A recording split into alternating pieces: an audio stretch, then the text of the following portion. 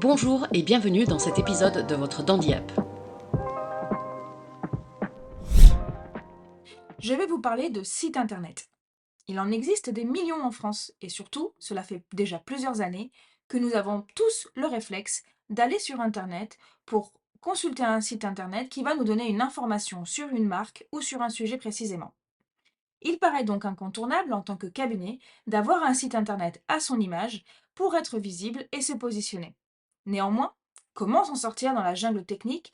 Quel type de site créer pour votre cabinet et surtout à qui faire confiance pour le créer? Je vous explique tout de suite. La première chose à savoir et à bien comprendre, c'est que le digital évolue très vite. Vous apprenez à utiliser la dernière technologie, qu'elle devient ringarde l'année d'après. En 2023, on ne fait que parler de l'intelligence artificielle, qu'elle n'existait pas de manière, en tout cas, aussi accessible l'année dernière. Il ne faut surtout pas se mettre la pression par rapport à ça, car l'essentiel n'est pas là. Pour savoir quel type de site développer pour votre cabinet de conseil, il faut commencer par déterminer son objectif, pour ensuite imaginer un délai de mise en ligne et surtout un budget. J'en ai identifié deux principaux. Tout d'abord, si votre objectif est je veux être visible, c'est-à-dire j'ai besoin que lorsqu'on tape le nom de mon cabinet sur un moteur de recherche, mon site internet ressorte et parle de moi, alors on parle de réassurance et de confiance. J'ai envie de vous dire, c'est le minimum. C'est d'ailleurs le plus simple à faire et il est donc indispensable que chacun d'entre vous ait rapidement un petit site internet adapté à votre marque. Certains d'entre vous pensent que c'est nul de faire comme tout le monde, mais je vous pose une simple question. Que vont penser les internautes qui tapent le nom de votre cabinet et qui ne vous trouvent pas? La réponse est simple, ils vont se méfier. Je pense que ni vous ni les autres n'avez les moyens de perdre la confiance d'un prospect à cause d'un manque de site internet ou un manque de visibilité sur le web. À l'heure où l'information est omniprésente et censée être transparente, comment imaginer confier son patrimoine et ses données personnelles à un cabinet de conseil qui n'existe pas sur Google, Yahoo et Ecosia? Je ne l'imagine pas. Maintenant, il existe plusieurs façons de construire un site internet quand on souhaite être visible. Soit vous optez pour un one page, et là attention, on parle un peu technique. Soit pour un site plus volumineux qui contient plusieurs pages et donc de la profondeur de contenu. Tout dépend de ce que vous avez à dire et bien sûr du budget que vous avez à investir. Je vous donne un exemple concret. Si vous souhaitez parler de votre histoire, votre équipe, vos domaines de compétences et bien sûr indiquer vos coordonnées, c'est potentiellement un site de 4 ou 5 pages qu'il faudrait développer pour votre cabinet de conseil. Mais attention, pour que votre site ait un peu de poids, vous devez rédiger au minimum 300 mots par page, plus évidemment si vous avez des choses à dire. Et ça, ce sont des normes, je dirais, recommandées par Google et par les différents professionnels du secteur. Beaucoup vous diraient que 300, c'est pas suffisant. C'est pour ça que je parle d'un minimum. Bien sûr, faire un site de 5 pages est forcément plus coûteux qu'un site d'une page, le fameux one page. Là vient le deuxième critère, votre budget. Ce que vous avez fait en 5 pages, vous pouvez tout à fait l'imaginer structuré sur une seule page, avec des arguments les uns à la suite des autres, quand on scrolle avec sa souris ou avec son doigt sur son téléphone. Petit aparté, scroller, pour ceux qui ne le savent pas, peut-être pas, c'est ce qui permet de faire défiler une page du haut vers le bas. Dans ce cas, il vous faudra mettre un peu moins de contenu pour ne pas lasser les gens. L'objectif d'un tel site est surtout de fournir les informations principales, donc on évite d'en faire trop.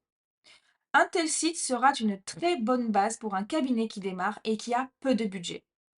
Néanmoins, il y a peu de chances qu'il fasse plus que de la réassurance. Le web, et notamment les moteurs de recherche, sont très concurrentiels. Un site one page n'a malheureusement pas assez de poids pour vous placer sur un secteur aussi concurrentiel que conseiller en gestion de patrimoine. En revanche, si votre cabinet s'appelle cabinet GESPAT, eh bien, et qu'on tape ce mot-clé dans Google, eh bien, normalement, si votre site est bien fait, on va tomber dessus. Le plus important, pour un petit budget et un cabinet qui démarre, c'est surtout de veiller à ce que ça donne envie. C'est une véritable vitrine virtuelle, elle doit être donc attrayante par son aspect graphique, mais aussi marquer les internautes par son contenu. C'est le premier objectif que vous pouvez assouvir grâce à un site one page ou un site 5 pages. Plus orienté business et recrutement, c'est donc un autre objectif qui, à mon sens, est très complémentaire au premier. On dit que cet objectif, c'est je veux me positionner pour avoir des contacts. Donc j'ai besoin concrètement que mon site internet se place sur des requêtes que les internautes écrivent dans Google ou les autres moteurs de recherche et puisse susciter l'envie de partager ses coordonnées et même vouloir prendre rendez-vous. Dans ce cas, nous allons imaginer un site de plusieurs pages, comme évoqué précédemment, pour donner confiance et surtout avoir du poids. Mais il faudra aller beaucoup plus loin, avec notamment ce qu'on appelle le marketing de contenu, en ajoutant une partie blog assez traditionnelle qui permet de mettre en avant des contenus qui mettent en avant votre expertise. Sans s'étaler sur la théorie marketing, l'idée est d'attirer les gens à vous par les réponses que vous donnez dans les articles de blog présents sur votre site, qui sont eux-mêmes référencés par les moteurs de recherche. Par contre, il faut aussi considérer la concurrence. Vous le savez, il existe déjà des milliers d'articles sur les sujets qui vous concernent. Il faut donc rédiger de nombreux articles selon une stratégie SEO sur des articles qui font au moins 1000 mots, voire 2000 mots, voire plus, qui correspondent vraiment à des volumes de recherche, de requêtes des internautes. Et surtout, être armé de patience. Parce que ce qui prend du temps à ce niveau-là, c'est que justement, le moteur de recherche Google, avec le temps, intègre et référence vos articles et pas ceux des autres par rapport aux requêtes faites par les internautes. Mais c'est assez difficile, je ne vous mentirai pas sur le sujet. Si vous avez peu de budget et vous souhaitez être premier sur la requête immobilier locatif, placement PER ou conseiller en gestion de patrimoine, j'ai envie de vous dire, n'y allez pas. Je vous ai peut-être perdu, mais l'objectif pour moi est surtout de vous montrer que ce n'est pas si simple d'être en pole position sur le web à partir d'un site internet. Mais c'est aussi ma façon de vous prouver que mettre tous ses œufs dans le même panier n'est pas toujours une bonne idée. D'ailleurs, il me semble que c'est un peu comme dans la création d'un patrimoine, il faut diversifier.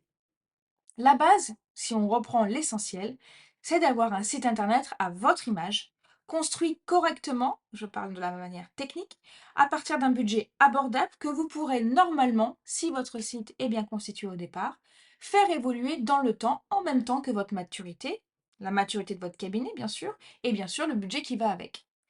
À partir de là, je vous conseille d'aller ajouter d'autres canaux web comme les réseaux sociaux. Un profil LinkedIn aujourd'hui est gratuit. L'emailing, moyennant très peu d'abonnements, voire même en mode gratuit, vous pouvez parler à vos clients et générer des avis et de la recommandation. Et il est aussi possible d'envisager de créer des messages privés ou des groupes sur WhatsApp. Et c'est là où je vous invite à aller consulter les autres vidéos, podcasts que nous vous proposons dans la fonctionnalité conseil de la Dandy App. Vous l'aurez compris, pour savoir si vous avez vraiment besoin d'un site internet et pour savoir comment s'y prendre pour le faire à votre image, il faut déterminer son objectif, déterminer son délai de mise en œuvre, déterminer son budget. Et surtout, il ne faut pas oublier de suivre ses envies et de faire correspondre ce site à votre image. Une dernière remarque va concerner les différents partenaires qui peuvent vous accompagner dans la création de ce site. Il y a deux typologies de personnes. D'abord, les freelances, les webmasters, les web développeurs ou les chefs de projets digitaux qui peuvent vous accompagner dans la création de ce site. Mais il y a aussi les agences de marketing, il en existe pléthore en France, qui ont différents niveaux de compétences et surtout d'utilisation d'outils qui pourront vous aider à développer le site qui vous correspond. Bien sûr, avec Elsa, nous avons développé aussi Dandy Conseil et nous accompagnons les conseillers en gestion de patrimoine à déployer via un package un site vitrine qui vous correspond pour démarrer dans votre stratégie marketing de votre cabinet. Enfin, dernier point de vigilance, attention toujours à la technique qui est utilisée pour déployer votre site web. On parle souvent de CMS, peut-être que vous avez déjà entendu parler de ça, mais je dirais que de manière plus familière, on va vous proposer de faire un site sous WordPress, par exemple, sous Wix, ou bien aujourd'hui sous des outils no-code comme Webflow, iCode, Edori et bien d'autres. Merci de suivre les épisodes conseils de votre Dandy App. Et n'oubliez pas, le moment de passer à l'action, c'est maintenant. À bientôt, cher Dandy.